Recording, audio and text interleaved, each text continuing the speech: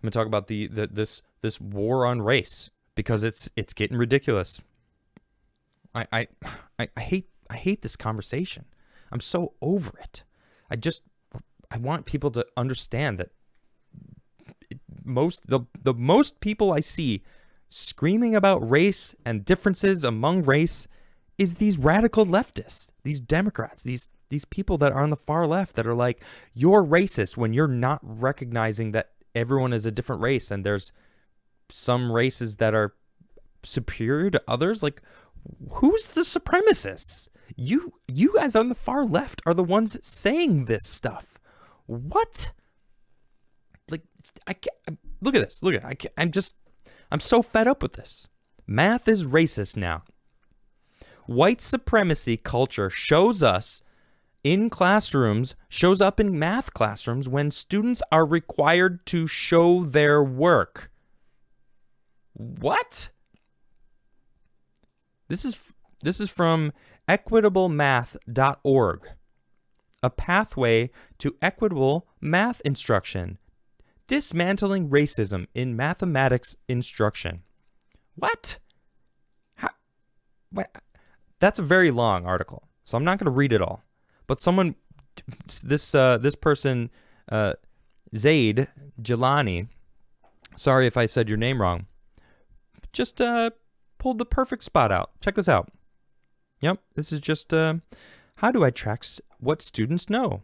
Students are required to show their work.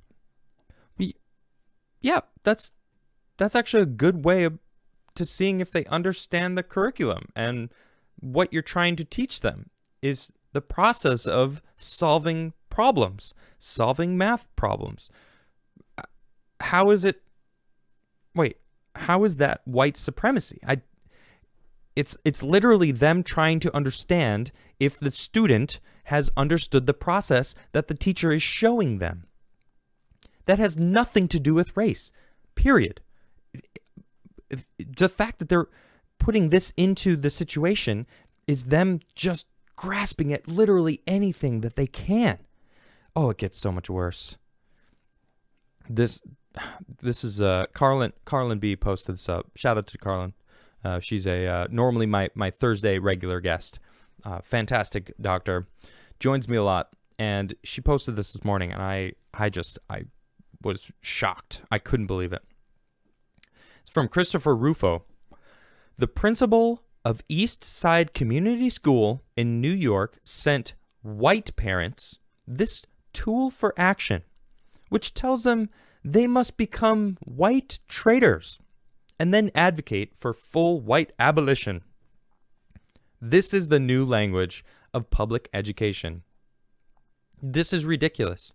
It's showing the 8 white identities. And it goes from white supremacists, white voyeurism, white privilege, white benefit, white confessional, white critical, white traitor, and white abolition. This is a quote here. There is a regime of whiteness, and there are action-oriented white identities. People who identify with whiteness are one of these. It's about time we build ethnogeography of whiteness, since white people have been the ones writing about and governing others. Wow. This is, for a lack of better word, racist. This is racist.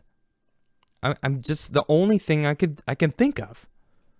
This is racist. They're trying to make all white people just villains. If you're white now, you did something wrong. What did I do wrong? I haven't done anything. Yeah, I'm white, okay. I don't identify as being white. I don't even think about the fact that I'm white. I just think that I'm a human being trying to get by in this world. That's what we should be teaching people. Look, you're human. You got to work hard for what you want, and if you work hard, you can get it. That's what we need to be teaching. 2 + 2 = 4. Remember that whole thing?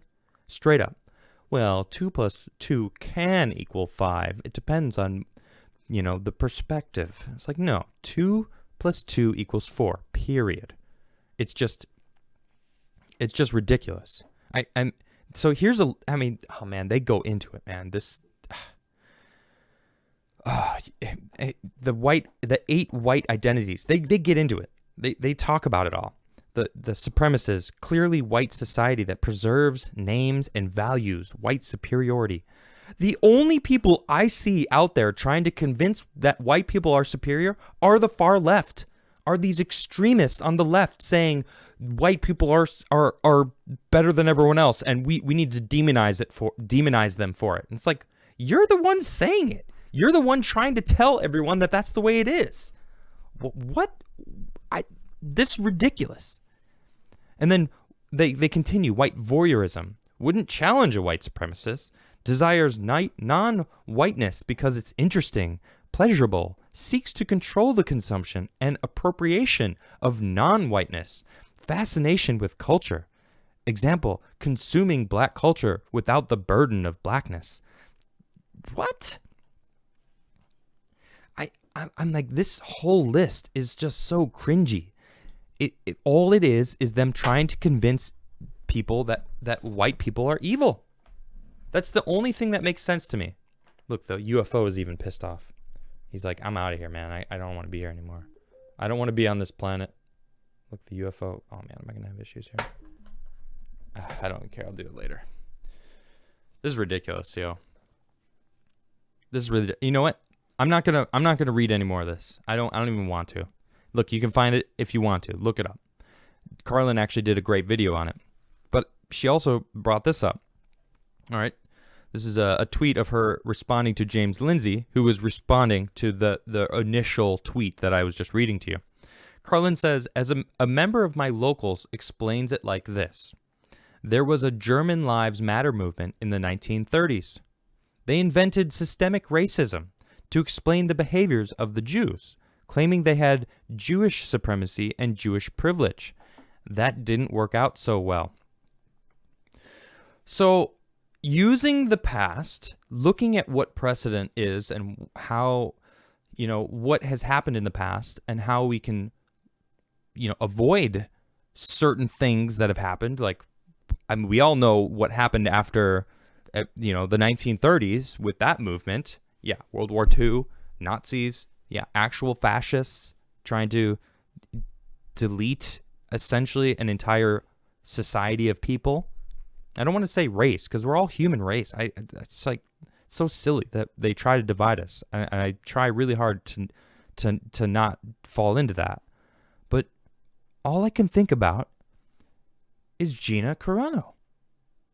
Because she was literally calling this out with the tweet that she got fired for. I'm not joking. I actually have it here. Look at this. So this is the thing that she I think it was, she retweeted or she was on her fleet or something. Jews were beaten in the streets, not by Nazi soldiers, but by their neighbors, even by children. Because history is edited, most people today don't realize that to get to the point where the Nazi soldiers could easily round up thousands of Jews, the government first made their own neighbors hate them simply for being Jews. How is that any different from hating someone for their political views? She was asking, it was a question. It's supposed to make you critically think, look at what's going on and look at history and look at the comparison. What are they doing right now? They are basically creating this war on people who are white. Wokeism is now anti-white. If you're white, you have privilege and you are, for their own words, superior, which is just obnoxious because nobody is superior. Nobody.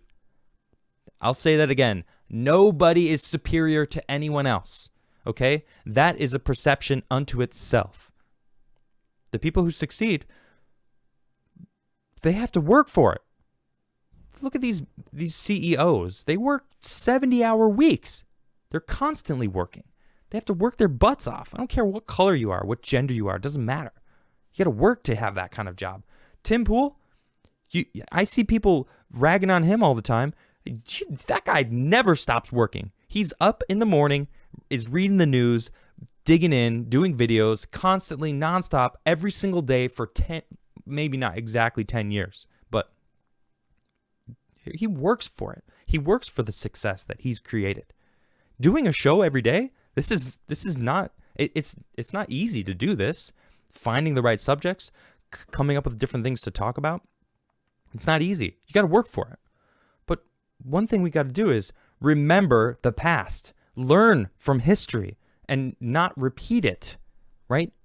That's what Gina was pointing out. She got canceled for it, which is ridiculous. I can't believe it. You know, we got to look at it all and see that they're actually demonizing people that don't deserve it. I'm sure they got me on their list. They probably don't like me just because of straight up this episode. I'm sure I pissed them off sometimes. I posted, so Black History Month is this month, right? And I posted, you should watch Uncle Tom. It's an incredible story of the history of what Black Americans had to go through to get from real segregation, slavery, to where they are now. And it's an incredible story. And if you haven't seen it, you should see it because it's an incredible story. And man, I had some people coming after me. I'm like, what are you coming after me for? Wait, there's straight up a person on there calling me a racist for posting that. It's like, what? You realize I'm actually saying, like, this is actually an incredible story from back when there was, like, racism was normal in this country. And slavery was a thing. But we beat slavery. They used the Constitution. It was the Democrats, by the way, that wanted to keep slavery. And they don't want you recognizing that. Bringing up Joe Biden, one of the most racist government employees I've ever seen. This isn't crazy. I'm not going to apologize to anyone for the color of my skin. I think it's ridiculous. I don't think anyone should. Period. It's something you can't change. We shouldn't be, things that you can't change in yourself. The color of your skin. For number one, first and foremost, you can't change that. Why would you ever ridicule anyone for that or hold them on some higher or lower standard? It's ridiculous that people do this. And I just find it ridiculous that these people are forcing it upon others. And it's the people on the far left. Yep, it's these people on the far left that are doing it. That's pretty insane. And it's freaking lies. I'm so fed up with these lies.